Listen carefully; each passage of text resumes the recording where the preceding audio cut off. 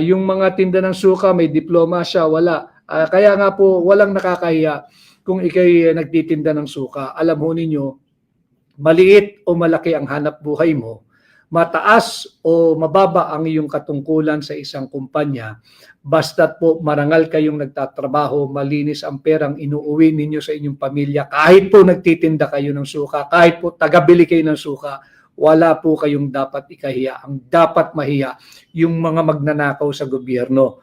Ninanakaw yung flood control funds. Dahil sa pagnanakaw ninyo ng flood control funds, 200 Pilipino inosente patay, nalunod sa baha dahil ninakaw ninyo yung pera para sa flood control funds. Iyan ang nakakahiya. Iyan ang kasumpa-sumpa. Kaya nga sabi natin dito sa promotor ng negative campaigning, tanungin mo muna sarili mo, sino si Maya Santos? Bisitahin ho ninyo yung affidavit ni Miss Janet Napoles dun sa pork barrel, yung tinatawag na pork barrel queen. Yung affidavit ho niya noong 26 May 2014 sa, I believe, in the Senate. Tanong nyo dito sa nagpromotor ng negative campaigning, sino si Maya Santos? Tanungin mo rin sa kanya, sino yung Richard Cambe, yung Jennifer Jen Corpus, yung Arman Padilla at Zenaida Ducot. Yan ang gusto niyong pag-usapan, pag-usapan natin. Maganda po talaga mga attorney ang makakapasok sa Senado para alam talaga ang mga batas, hindi maging mangmang. At pag-usapan natin yung issues. Ano nang nangyari? Wala pong ibinunga. Yung kanyang excessive foreign trips. Yung kada biyahe ng biyahe, natandaan po niyo yan, unang 2 taon sa pwesto, biyahe ng biyahe, ang naiuwi, pangako. Ang naiuwi, pledges. Ang pledges po, pangako ho yun, hindi po kwarta yun. Hindi po pera yun, hindi po investment yun. Pangako lang ho yun. At syempre, kinakailangan i-justify ng mga iba't ibang departamento, marami daw na pirmahan na MOU. Alam ho ninyo, ako'y naging aktibo sa practice sa pribado, yung MOU, pagka mayroong mga pagpupulong na malalaking negosyante, lumilipad doon ang MOU. Kinakailangan ma-justify bakit ka nagpunta doon sa lugar na yun eh. Sa kumpanya mo, sa business partner mo, para may maikwento ka, nagpirmahan kami ng MOU. Pero yung MOU ho, wala pong halaga yun, wala pong meaning yun. Memorandum of Understanding. Why do you have to reduce your understanding into a memorandum form? Eh kung nagkaintindihan na nga kayo. Common sense yun. Kung tayong dalawa nagkaintindihan, ba't kailangan natin isulat? Hindi pa naman agreement yan. Nagkaintindihan lang tayo, nagkaigi tayo. Pero wala pong visa yan. Hindi naman enforceable ang Memorandum of Understanding. Ang ibig sabihin lang ng MOU, nagkaigi tayo, nagkasundo tayo na pagdating ng araw ay maghahanap buhay tayong dalawa. Kung darating yung araw na yun. Pag hindi, wala hong MOA, walang investment, walang foreign direct investment, wala pong mamumuhunan na papasok sa ating bansa. Yan po yung panimula ng kanilang pambubudol diyan sa kanyang excessive foreign trips. Issue-based uhuli ang ating kampanya. Ang EDCA bases, nagkalat po ang US military bases dito sa ating bansa. Nagkalat po yan. At makikita naman natin sa dalawang pananalita na niya sa kanilang ginagawang rally, tinataas po niya yung intensity ng anti-China rhetoric niya. Kitang-kita natin, gigil na gigil sa bansang China na yung miyembro daw ng Duterte senatorial candidates ay pro-China. Nakalimutan niya kasi na ang number 1 source ng ating imported products ay China. Inaaway niya ang China. Totoo po yun. Ang number 1 source of our export, yung export destination po natin, number 1 pa rin ang United States. Kaya nga parehong mahalaga itong mga higanting ekonomiyang ito. Pero hindi ka dapat makipag-away sa bansang China. And fact of the matter, hindi ba nung kumakandidato ka noong 2021 at noong 2022, ang takbuhan mo ay yung mga Filipino-Chinese na tumutulong sa atin nun? O bakit ngayon galit na galit ka sa China?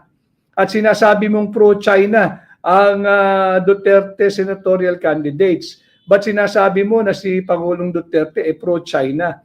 Hindi siya pro-China, he is pro-Filipino. Ang interes si Pangulong Duterte, interes ng Pilipino. Binalanse niya yung impluensya ng Amerikano, binalanse niya yung impluensya ng bansang China dito sa atin sa Pilipinas. At hindi po siya pro-China, lalo hindi rin siya pro-US. Siya po ay pro-Filipino. At maintindihan din naman natin yung spin na yan dahil alam po ninyo, itong mga kaibigan nating Amerikano, hindi rin mo rin naman matatanggal sa kanila yung kanilang may tuturing mo sigurong hinagpis kay Pangulong Duterte sapagkat ito nalalaman nito mga taga-Samar.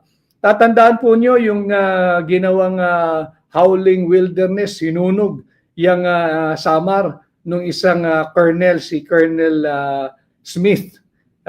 Sinunog yung Samar dahil nga po, di ba, nagkaroon ng bakbakan dyan noong panahon ng Amerikano at digma ang Pilipino. At kinuha nila yung Balangiga Bells.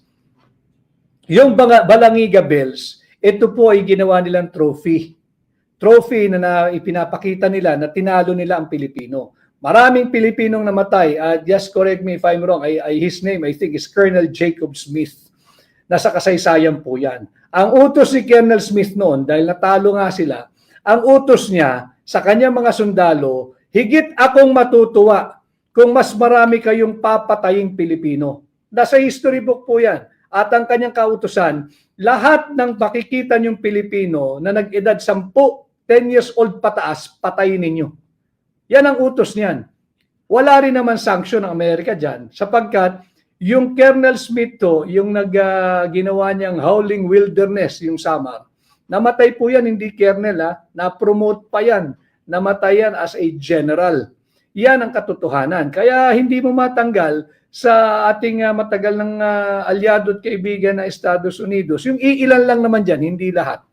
Dahil pinasauli ni Pangulong Duterte yung Balangiga Bells. Di nila matanggap yun. Bakit naman hindi nyo matanggap? Amin yun. Diba? Ginawa ninyong war booty. Kaya firm and very strong leader si Pangulong Duterte na obliga sila ngayong isoli ito, yung Balangiga Bells, dahil part yan ng heritage nating mga Pilipino. Dinamdam siguro ng iilan dyan sa gobyerno ng Amerika, kaya sila ay galit na galit kay Pangulong Duterte. Bukod dyan, ito nga pagbabalanse niya na binalanse lang na niya yung interest ng China at Amerika sa ating bansa. Yan din dapat ginagawa ng Pangulo ngayon eh. Yan ang dapat niyang ginagawa sapagkat alam nyo, we are so situated in a very strategic position. Dapat nga tayo gitna ng mga yan eh. Tayo nagdidikta, anong gusto mo China, anong gusto mo US, halika kayong dalawa rito.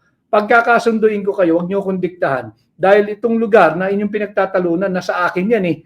Yung napaka-importanting maritime zone, yung sa South China Sea. Yan ang ating pinag-uusapan dapat. Issue-based. Ang nangyayari, naglipa na po ang US military bases sa Pilipinas. Kahit ano pong tawag nyo dyan, tawagin ninyong EDCA, tawagin ninyong Visiting Forces Agreement, base militar po ng Estados Unidos yan. Hindi makatungtong ang mga Pilipino, hindi makatungtong ang tropang Pilipino diyan sa espasyo ng lupa na ino-occupy sa kasalukuyan ng US military troops, facilities, and kung ano-ano pa nilang kagamitan. So yan po ang katotohanan. Yan ang issue ngayong eleksyon, pag-usapan natin. Dapat yan kasi balanse yung approach natin sa ating pakikipag-ugnayan sa Amerika at sa China. Hindi tayo dapat sunod-sunuran dito sa Amerikano. Hindi tayo dapat sunod-sunuran. Ano na bang naibigay nila sa atin? Pinagamit mo yung base militar natin na libre. Pinagamit mo na libre. Kung nagpagamit ka na lang, sana ginamit mo na lang din sila. Singilin mo. Kailangan natin ng pera eh. Tapos pagka sila nag-i-extend ng tulong in the form of a loan assistance. Loan pa rin yun, utang ho yun, tayo magbabayad nun. Pag-usapan natin issue-based campaigning, issue-based tayo. Kaya lang talaga magne-negative ang Administrasyong Marcos sapagkat wala pong ginagawa ito para sa kapakanan nating mga Pilipino. Yung pag-usapan din ho natin yung sa impeachment ni Vice President Inday Sara Duterte, bahagi po ito ng kanilang diversionary tactic. Nais nilang ilihis. Dahil naniningil po, tatandaan nyo itong midterm election is a referendum.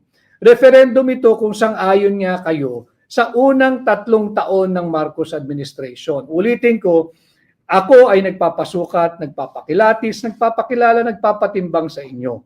At kung sa tingin po ninyo tayo karapat-dapat at nararapat, pahiramin po ninyo ako ng inyong tiwala at boto. Iyon po ang dapat ginagawa ng lahat ng kandidato, hindi po yung negative campaigning. Pero hindi naman pwedeng lulunukin natin lahat ng sinasabi nila dahil gaslighting po yan. Hindi po tayo dapat maging biktima niyan, tinutuwid natin yung mulit patuloy na pambubudol ng Marcos administration at dala-dala niya hanggang kampanya. Kay Aline Samson, Team Suka, the Lucky Nine lang malakas sa OFW here from Hong Kong. Salamat. Talagang legend na si Team Suka. Kay Bubbly Mitch Fernandez, mahirap po talaga pag walang alaman. Leader ng bansa.